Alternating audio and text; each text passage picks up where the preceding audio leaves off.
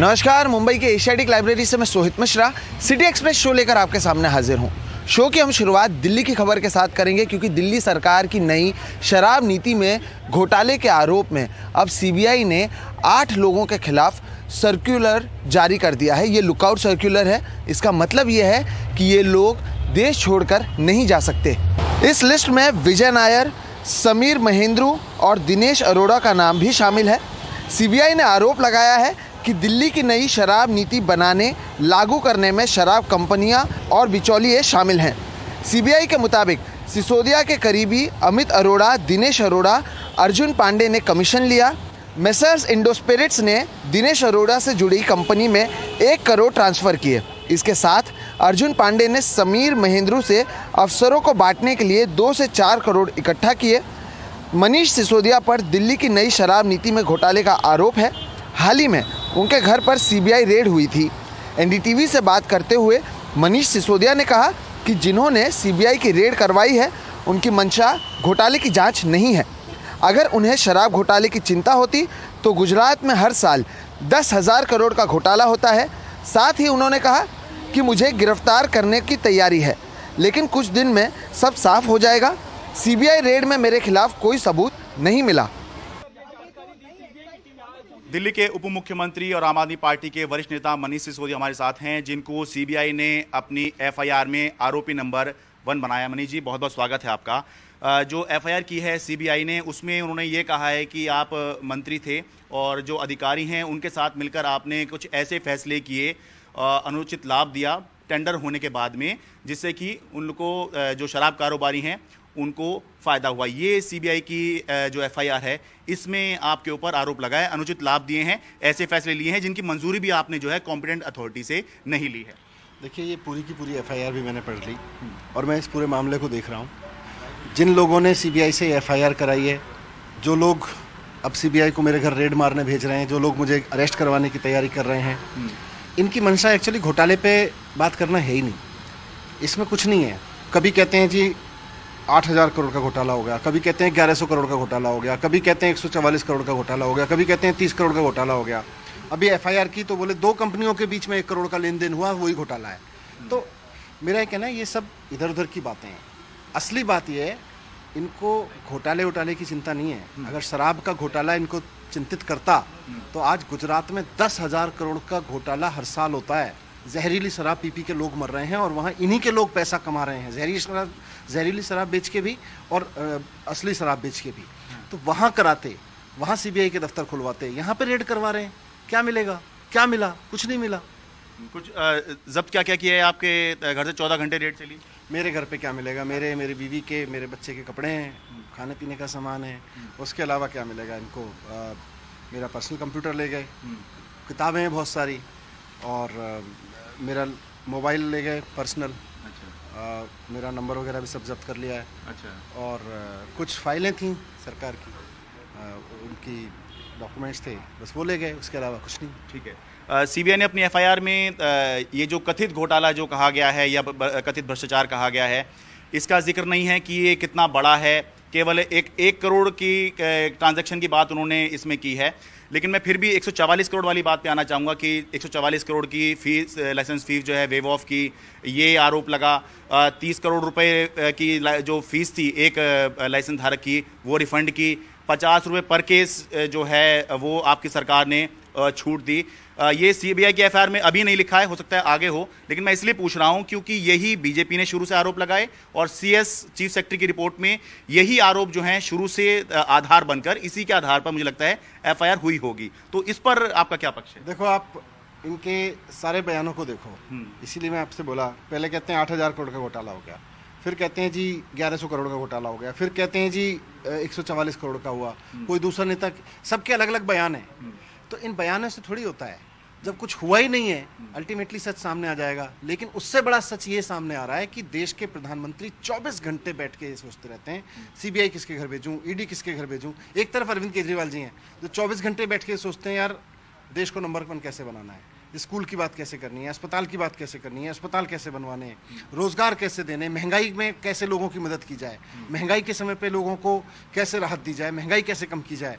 मोदी जी सोचते रहते हैं किसकी सरकार गिराई जाए, सीबीआई को किसके घर भेजूं, ये दुर्भाग्यपूर्ण है। इससे थोड़ी देश नंबर 1 बनेगा। देश को नंबर 1 बनाने वाले नेता की जरूरत है। देश को 24 घंटे CBI CBI CBI ED CBI रटते रहने वाले नेता की जरूरत नहीं। मुझे लगता है कि लोगों के मन में भी ये सवाल होंगे कि बात हो रही है 2021-22 की एक्साइज पॉलिसी की, कि उसमें कथित रूप से भ्रष्टाचार हुआ। तो आप बात कर रहे हैं कि शिक्षा की बात हो रही है 2021-22 की पॉलिसी की, आप 2024 के चुनाव पे पहुंच रहे हैं, तो ये सब क्यों है? एक्चुअली ये साजिश इसलिए रची जा रही है, लोग अब इस बात को समझ रहे हैं कि नियत इनकी यही है कि 2024 में अरविंद केजरीवाल एक ऐसे चेहरे के रूप में उभर रहे हैं 2024 के लिए, जिसको लोग ये पहले लोग पूछते थे मोदी वर्सेस हु, आज लोग कह रहे हैं अब मोदी नहीं चाहिए, अब एक मौका केजरीवाल जी को देंगे।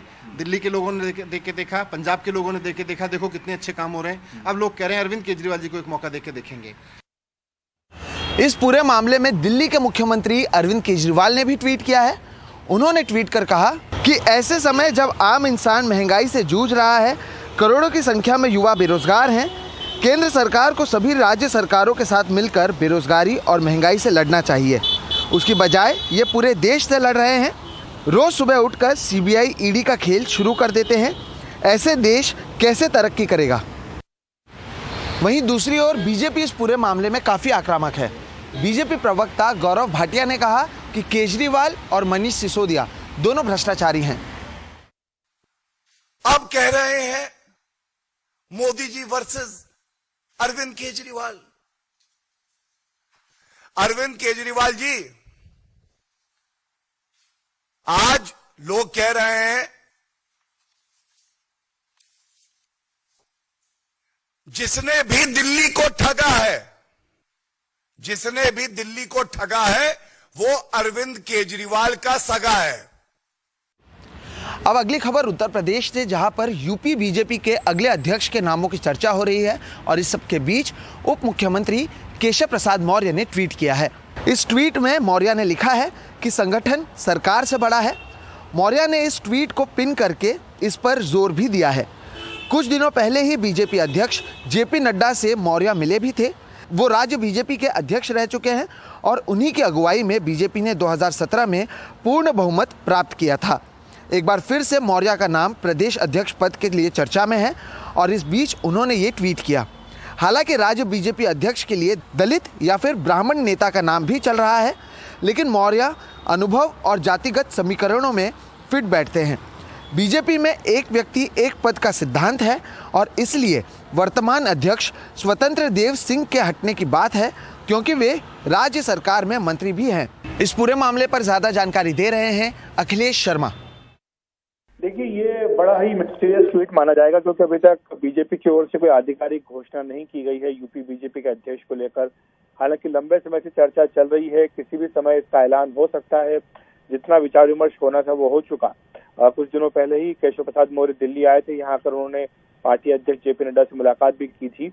उसके बाद आज जो उनका ट्वीट आया है, ये बड़ा रहस्यमय ट्वीट है। उन्होंने न केवल ट्वीट किया बल्कि इसको पिन भी कर लिया। तो एक तरह से वो चाहते हैं कि लोग इस ट्वीट को ध्यान से देखें। हालांकि वो अभी उप मुख्यमंत्री हैं योगी सरकार में, और बीजेपी में एक व्यक्ति एक पद का सिद्धांत है। ये बात जरूर है कि केशव प्रसाद मौर्य का नाम भी चला है कि वो भी यूपी बीजेपी के अध्यक्ष हो सकते हैं। तो ऐसे में उनका ये जो ट्वीट है, ये कई जो है संभावनाओं को जन्म दे रहा है, कई अटकलों को जन्म दे रहा है। स्वतंत्र देव सिंह जो कि अभी बीजेपी के अध्यक्ष हैं और साथ ही वो मंत्री भी हैं, तो इस लिहाज से उन्हें एक पद छोड़ना है और इसीलिए माना जा रहा है कि कोई नया बीजेपी का अध्यक्ष बनेगा। हालांकि किसी दलित को या फिर किसी ब्राह्मण को अध्यक्ष बनाने की बात हो रही थी, लेकिन केशव प्रसाद मौर्य का नाम भी चर्चा में आया है और इसीलिए जो उनका ट्वीट आया है उसको लेकर के कई तरह की संभावना जो है अटकल ने उनको लगाया जा रहा है। कांग्रेस पार्टी के वरिष्ठ नेता आनंद शर्मा ने हिमाचल प्रदेश के स्टीयरिंग कमेटी से इस्तीफा दे दिया है। वो इस कमेटी के अध्यक्ष थे। उन्होंने सोनिया गांधी को चिट्ठी भेजकर खुद को इस जिम्मेदारी से अलग कर दिया। इसके बाद उन्होंने ट्वीट कर कहा कि मैंने भारी मन से हिमाचल चुनाव के लिए कांग्रेस की स्टीयरिंग कमेटी के अध्यक्ष पद से इस्तीफा दे दिया है। मैं कांग्रेस की विचारधारा के लिए प्रतिबद्ध हूं, लेकिन निरंतर बहिष्कार और अपमान को देखते हुए एक आत्मसम्मानी व्यक्ति होने के नाते मेरे पास कोई विकल्प नहीं रह गया है। केंद्र सरकार ने साफ कर दिया है कि यूपीआई से पेमेंट करने पर कोई चार्ज नहीं लगेगा। आज कुछ मीडिया रिपोर्ट्स में कहा गया था कि सरकार यूपीआई पेमेंट पर चार्ज लगा सकती है, लेकिन सरकार ने इन खबरों का खंडन करते हुए कहा कि यूपीआई जनता के हित में एक डिजिटल सुविधा है जो अर्थव्यवस्था के लिए भी फायदेमंद है। लिहाजा सरकार का यूपीआई सेवाओं पर कोई चार्ज लगाने का इरादा नहीं है। केंद्र सरकार ने गेहूं आयात की खबरों का खंडन किया है। खाद्य एवं सार्वजनिक वितरण विभाग की ओर से कहा गया कि भारत में गेहूं आयात करने की ऐसी कोई योजना नहीं है। हमारी घरेलू आवश्यकताओं को पूरा करने के लिए देश के पास पर्याप्त स्टॉक है और फूड कॉरपोरेशन ऑफ इंडिया के पास भी सार्वजनिक वितरण के लिए पर्याप्त स्टॉक है। कई रिपोर्टों में इस बात का जिक्र किया गया था कि भारत दूसरे देशों के गेहूं आयात करने पर विचार कर रहा है। ये बात चौंकाने वाली थी, क्योंकि रूस और यूक्रेन के बीच युद्ध शुरू होने के बाद जारी वैश्विक अस्थिरता के बीच पीएम मोदी ने दावा किया था कि भारत दुनिया को खिलाने के लिए तैयार है। दरअसल ब्लूमबर्ग ने अपनी एक रिपोर्ट में कहा था कि गर्मी की वजह से गेहूं के उत्पादन में कमी और बढ़ती कीमतें सरकार को अनाज आयात पर विचार करने के लिए मजबूर कर सकती है।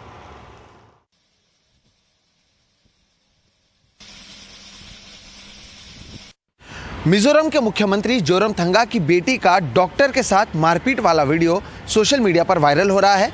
इसके बाद खुद मुख्यमंत्री ने सार्वजनिक रूप से माफी मांगी है। बताया जा रहा है कि राजधानी आइजोल में एक क्लिनिक के त्वचा रोग विशेषज्ञ डॉक्टर ने मुख्यमंत्री की बेटी मिलारी छंगटे को बिना अपॉइंटमेंट के देखने से मना कर दिया था। डॉक्टर ने मुख्यमंत्री की बेटी को परामर्श के लिए क्लिनिक आने से पहले मिलने का समय लेने को कहा था। वायरल हुए घटना के वीडियो में मुख्यमंत्री की बेटी को डॉक्टर के पास जाते हुए और चेहरे पर थप्पड़ मारते हुए देखा जा सकता है। इसके बाद वहां मौजूद अन्य लोग इसे रोकने की कोशिश करते हैं। नोएडा के ग्रैंड ओमैक्स सोसाइटी में 5 अगस्त को एक महिला के साथ बदसलूकी करने के आरोप में गिरफ्तार श्रीकांत त्यागी के समर्थन में आज नोएडा में त्यागी समुदाय की ओर से एक पंचायत बुलाई गई। इस पंचायत में मांग की गई कि श्रीकांत त्यागी को तुरंत रिहा कर दिया जाना चाहिए और उन पर लगाए गए गैंगस्टर एक्ट को भी हटाया जाना चाहिए। साथ ही कुछ लोग तो उस महिला को ही भला बुरा कहते हुए नजर आए। जब यह पंचायत चल रही थी तब पुलिस की सुरक्षा व्यवस्था भी काफ़ी बड़े पैमाने पर वहां मौजूद थी। ये रिपोर्ट देखिए। महेश शर्मा ने और राजेंद्र अग्रवाल ने और भी एक जो किया है, हम उसका बदला लेंगे। प्रशासन भी समझ गए, शासन भी समझ गए। हम खिलाफ किसी के लिए न्याय के खिलाफ है। श्रीकांत से घंटे में जाना चाहिए।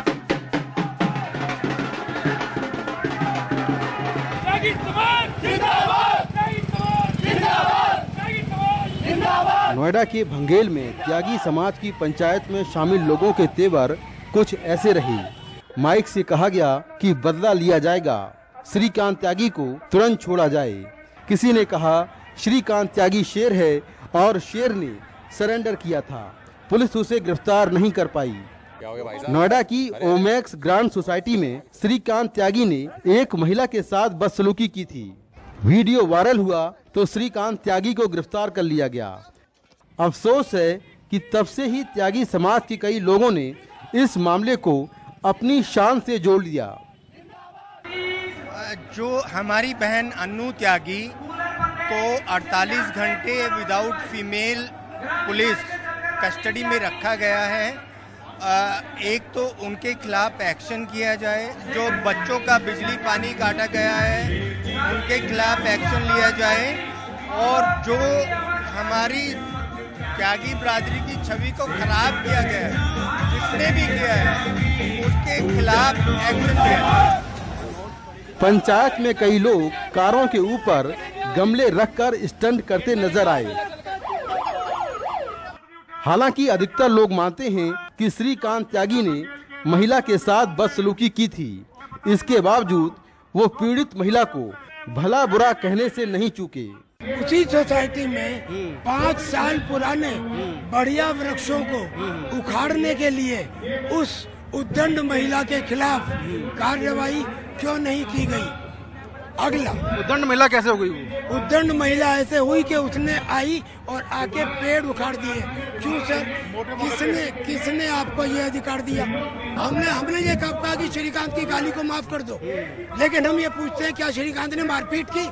उधर ओमैक्स ग्रांड सोसाइटी जहां श्रीकांत त्यागी ने महिला से बदसलूकी की, वहां के लोगों ने मौन रखकर पंचायत का विरोध किया। सोसाइटी के लोगों का कहना है कि उनका किसी समाज से कोई विरोध नहीं है और वो महिला से बदसलूकी का विरोध करते हैं।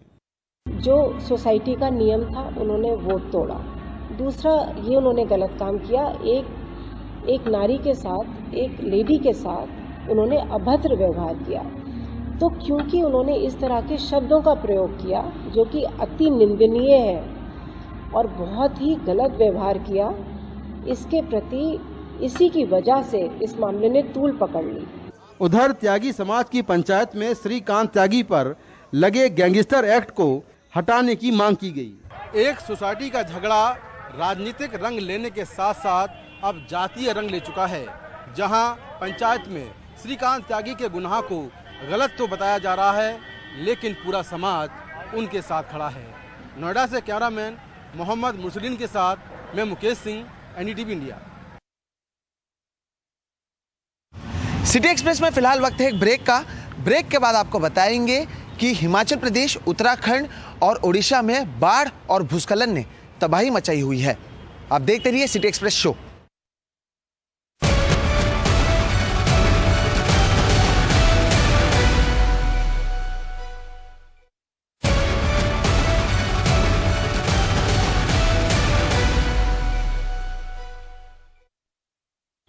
हिमाचल प्रदेश, ओडिशा और उत्तराखंड में बाढ़ और भूस्खलन ने तबाही मचाई हुई है। बाढ़ से अब तक 35 लोगों की मौत हो चुकी है। हिमाचल प्रदेश में सबसे ज़्यादा तबाही हुई है और वहां 22 लोगों की मौत हो चुकी है। हिमाचल में सबसे ज़्यादा 12 लोगों की मौत मंडी ज़िले में हुई है। इसके अलावा चंबा में 3, शिमला और कांगड़ा में 2-2 लोगों ने जान गंवाई। हिमाचल प्रदेश में शुक्रवार से शनिवार के बीच बाढ़, भूस्खलन और बादल फटने की 34 घटनाएं हुई। सबसे ज़्यादा प्रभावित ज़िले मंडी, चंबा और कांगड़ा हैं। उत्तराखंड में भी 4 लोगों की मौत हुई और 10 लोग लापता हैं। ओडिशा में भारी बारिश के चलते कई नदियां उफान पर हैं। जम्मू कश्मीर के राजौरी में भी भारी बारिश के चलते बाढ़ जैसे हालात पैदा हो गए। हिमाचल प्रदेश के चंबा से कल एक वीडियो सामने आया है, जहां भूस्खलन की चपेट में आने से एक बस खाई में गिरते गिरते बची। बस का अगला हिस्सा खाई की ओर लटक गया और सवारियों ने चीखना शुरू कर दिया। चालक ने तुरंत बस को नियंत्रित किया। सभी यात्रियों को सुरक्षित बाहर निकाल लिया गया और दूसरी बस में बिठाकर पठानकोट रवाना किया गया। ये बस डलहौजी से पठानकोट जा रही थी।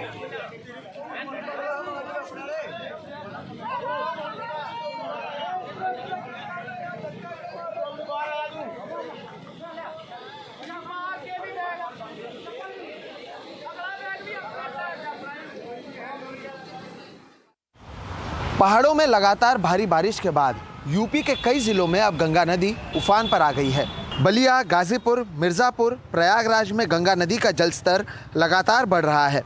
वाराणसी में उफनती गंगा के चलते सभी घाटों का संपर्क टूट गया है।